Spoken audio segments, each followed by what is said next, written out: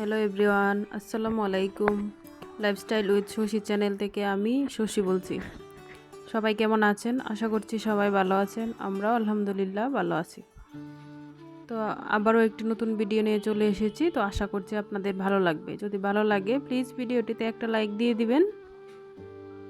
তো সকাল সকালে ভিডিওটি শুরু করেছি। এখানে যে মশলাদানিটা আছে আমার, ওটা আসলে একটু নোংরা হয়ে গিয়েছে। তো এটা মশলাগুলো রিফিল করে আর ওই মশলাদানিটা একটু ধুয়ে নিব। তাই আরেকটা প্লাস্টিকের যে মশলাদানি আছে, আমি ওটার মধ্যে সবগুলা মশলা রেখে দিব। তো এই মশলাদানিটা কিছুদিন আমি ব্যবহার করব, যেহেতু ওটা আমি ধুয়ে দিব, তাই এটা কয়েকদিনের জন্য ব্যবহার করব আর কি। আর সব সময় ব্যবহার করলে কিন্তু মশলা পরে একটু ময়লাই হয়ে যায়।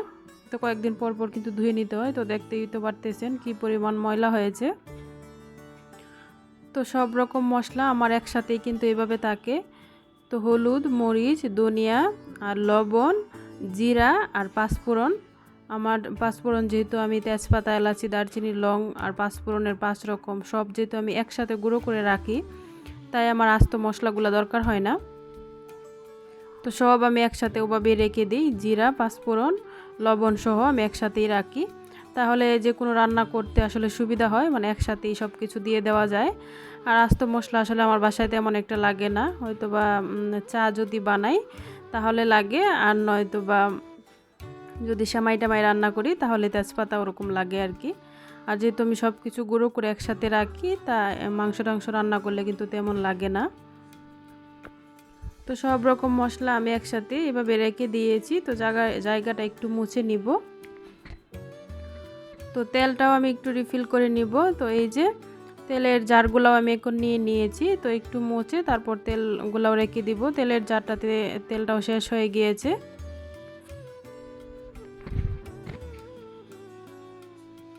তো আমার ভিডিওর কোথাও কোনো অংশ যদি ভালো লেগে থাকে প্লিজ ভিডিওটিতে একটা কমেন্ট করতে পারেন। আপনাদের কমেন্ট পড়তে কিন্তু আমার খুবই ভালো লাগে।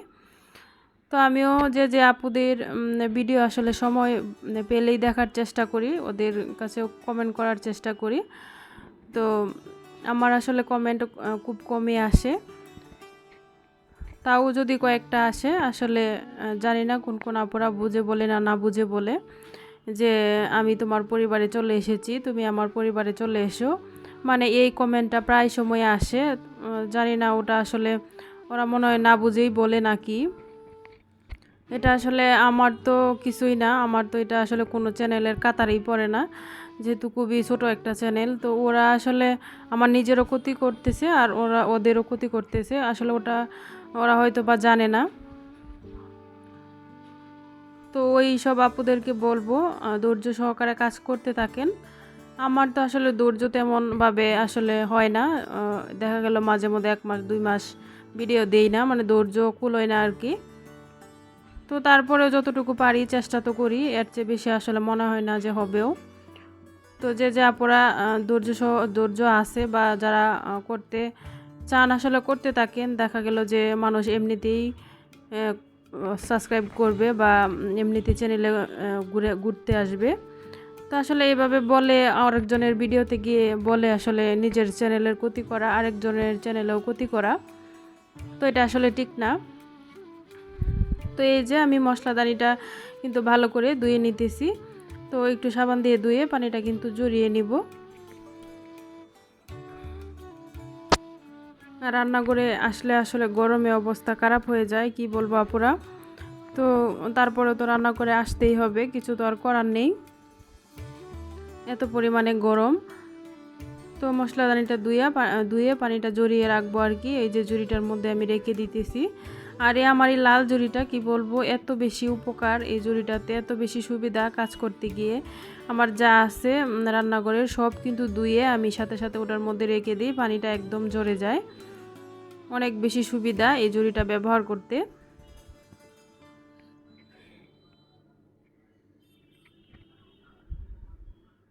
এই পর্যন্ত এসে আমার ভিডিওটি যদি কেউ দেখে থাকেন প্লিজ ভিডিওটিতে একটা লাইক দিয়ে দিবেন।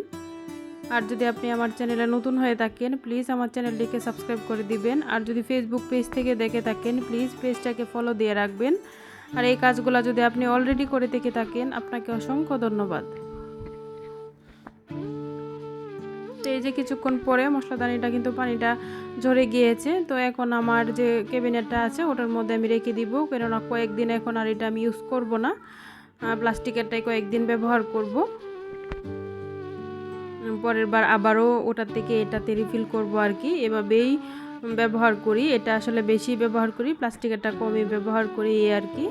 তো যাই হোক, এখন একটু রান্না বান্না করে নিব। তো আমার মেয়ে বলতেছিল যে নুডলস খাবে, তো ভাবলাম একটু বেশি করেই রান্না করি। বাসায় তো হুজুর আসে প্রতিদিন, আর টিচার আসে, বড় বাচ্চারা টিচার আসে। তো ওদেরকে আসলে কি দিব করে প্রতিদিনই একটা টেনশন থাকে যে ওদেরকে কি নাস্তা দেওয়া যায়, কিছু না কিছু প্রতিদিন আসলে করতেই হয়। তো ভাবলাম যেহেতু রান্না করবই, একটু বেশি করে রান্না করে ফেলি, যাতে ওদেরকেও দেওয়া যায়, আমরা নিজেরাও খাবো। তো বেশি করে রান্না করে আমরাও খাবো, আর টিচার আর হুজুরকেও দিব। তো একটু বেশি করেই বানাচ্ছি। আর আজকে একটু নতুন করে বা অন্য সিস্টেম করে রান্না করব। এভাবে আসলে নুডলস কখনো রান্না করিনি, আজকে রান্না করছি। তো দেখা যাক কেমন লাগে। এই যে আমি কিন্তু পেঁয়াজ কাঁচামরিচটা একটু ভেজে একটু পানি দিয়ে নিয়েছি, নয়তো বাবার পুড়ে যাবে। এর জন্য এখন মশলাগুলো দিয়ে নিব। এখানে আমি দুইটা মতো টমেটো দিয়েছি, আর পরিমাণ মতো হলুদ, আর একটু পরিমাণে মরিচ দিব, মানে কালারটা সুন্দর হওয়ার জন্য আর কি। আর এখানে দিয়ে দিচ্ছি টমেটো সস, আর সয়া সস দিব। সয়া সস এক চামচের মতো দিচ্ছি। আর সবগুলা দিয়ে দেখি আজকে কেমন লাগে। এভাবে আসলে রান্না করি নাই, তো ভাবলাম আজকে একটু নতুন করে রান্না করি, তো হয়তো বা খেতে ভালো লাগবে। তো আসলে কিন্তু নুডলসটা অনেক বেশি মজা হয়েছিল। তো নুডলসের সাথে যে মশলাগুলো থাকে ওগুলা আমি সবগুলাই দিয়ে নিয়েছি, আর টমেটো সসটা দেওয়ার কারণে কিন্তু খুব সুন্দর একটা কালার এসেছে, তো দেখতেই তো পারতেছেন। তো এখন আমি এই মশলাগুলা ভালোভাবে একটু কষিয়ে নিব, একটু সময় নিয়ে, তাহলে হয়তো বা ভালো লাগবে। আর পাশের চুলায় আমি কিন্তু ডিমটা ঝুরি করে ভেজে নিব।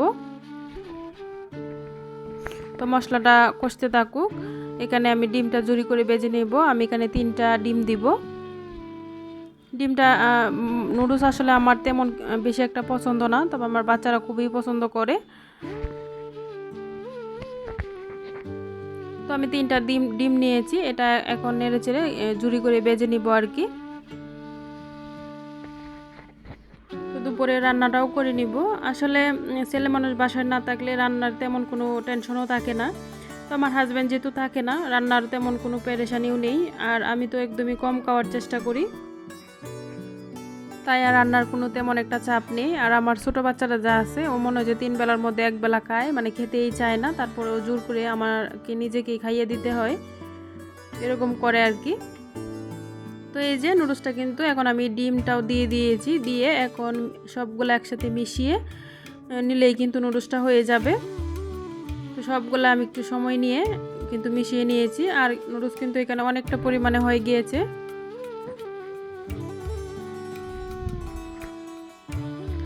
তো রান্নাটা শেষ করে বিকালবেলা কিন্তু একটু বাহিরেও যাব। আমার বাসার পাশেই একটা ছোট্ট পার্ক আছে, তো আমার মেয়ে বলতেছিল যে বিকালবেলা যাবে। তো আজকে যেহেতু প্রাইভেট ছিল না, তো ভাবলাম যে একটু ঘুরে আসি, হয়তো বা ভালো লাগবে। তো নুডলসটা এখন বেড়ে নিতেছি। আমার মেয়ে আর আমি এখন বাসায়, ও আর আমি এখন খেয়ে নিব। আর ছেলে বাচ্চারা যখন আসবে ও খাবে, আর বিকালে আসবে হুজুর আর টিচার, তারপর ওদেরকে দিব আর কি। নুডলসটা এত বেশি মজা হয়েছিল কি বলবো, আমি তো এভাবেই খেয়েছি। আর আমার মেয়েটার মধ্যে আরও টমেটো সস দিয়েছে, দিয়ে ওর মতো করে খেয়েছে আর কি।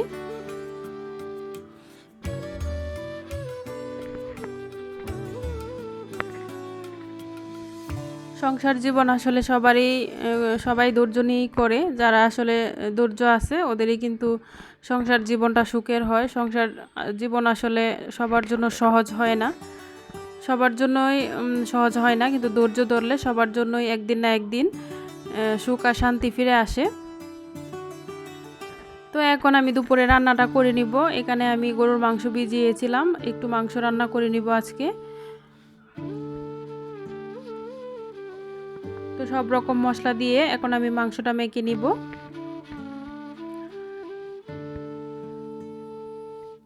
তো এখানে যা যা মশলা দেওয়ার, আমি যেহেতু আস্ত মশলা কোনো মশলা দেই না, সব গুঁড়ো মশলাই দেই, তো সবগুলা মশলা দিয়ে এখন আমি ভালো করে মেখে নিব আর কি। আর আজকের মাংসটা আমি প্রেসার কুকারে রান্না করব, তাহলে একটু তাড়াতাড়ি হবে আর কি, নয়তো বা তো অনেক বেশি সময় লেগে যায়। আর রান্নাঘরে আসলে আসলে আমার অবস্থা খারাপ হয়ে যায়, একদম সিদ্ধ হয়ে যায়। তাই যতটুকু কম সময় থাকা যায় ততটুকু চেষ্টা করি আর কি, যতক্ষণ কম থাকা যায়। রান্নাটা শেষ করেই কিন্তু আমি ড্রয়িং রুমে চলে যাই ফ্যানের নিচে। এই যে আমি মাংসটা কিন্তু ভালোভাবে হাতে মেখে নিয়েছি, এভাবে রান্না করলে কিন্তু ভালোই লাগে। তো অনেকে বলে যে প্রেসার কুকারে মাংস রান্না করলে নাকি বেশি মজা হয় না, কিন্তু এটা আমার কাছে ভুল মনে হয়। যে মশলা যদি আমি ঠিক মতো দেই তাহলে মজা হবে না কেন। এই যে আমি কিছুটা পরিমাণ তেল নিয়েছি, আর তেলটা গরম করে এখন কিন্তু আমি মাখানো মাংসটা দিয়ে নিয়েছি। এখন আমি কিছুটা পানিও দিয়ে দিব। এখন আমি আধা ঘন্টার মতো মাংসটা ভালোভাবে কষিয়ে নিব আর কি। তো এটার মধ্যে আমি কষিয়ে নিব, তারপর কিন্তু মাংসটা রান্না করব। তো মাংসটা কিন্তু যতক্ষণ কষানো হবে ততক্ষণই কিন্তু ভালো লাগবে। এই যে তেলটা উপরে উঠে গিয়েছে, আমি আধা ঘন্টার মতো মাংসটা ভালোভাবে কষিয়ে নিয়েছি। এখন আমি পানি দিয়ে নিব, পরিমাণ মতো পানি দিয়ে আমি কিন্তু ঢাকনাটা লাগিয়ে দিব। তো প্রেসার কুকারে কিন্তু বেশিক্ষণ সময় লাগে না, মাংসটা একটু সহজভাবে রান্না করা যায় আর কি, মানে খুব তাড়াহুড়োর মধ্যেই হয়ে যায়। তো এগুলা দিয়ে এই মাংস রান্না করলে আসলে আর অন্য কিছু রান্না করলেও কেউ খেতে চাইবে না। তো বাচ্চারা মাংসটা দিয়েই খেয়ে নিয়েছে। তো বিকালবেলা একটু বেরিয়েছি পার্কে যাব বলে, এই যে যেহেতু পাশেই একদম আমার বাসার পিছনেই 2 মিনিট লাগে, তাই রেডি হয়ে আমার মেয়ের আমি বেরিয়ে পড়েছি। আর ছেলে বাচ্চাটা টিচার আসছে বাসায়, ও যেতে পারবে না, তাই আমরা দুইজনই বেরিয়েছি।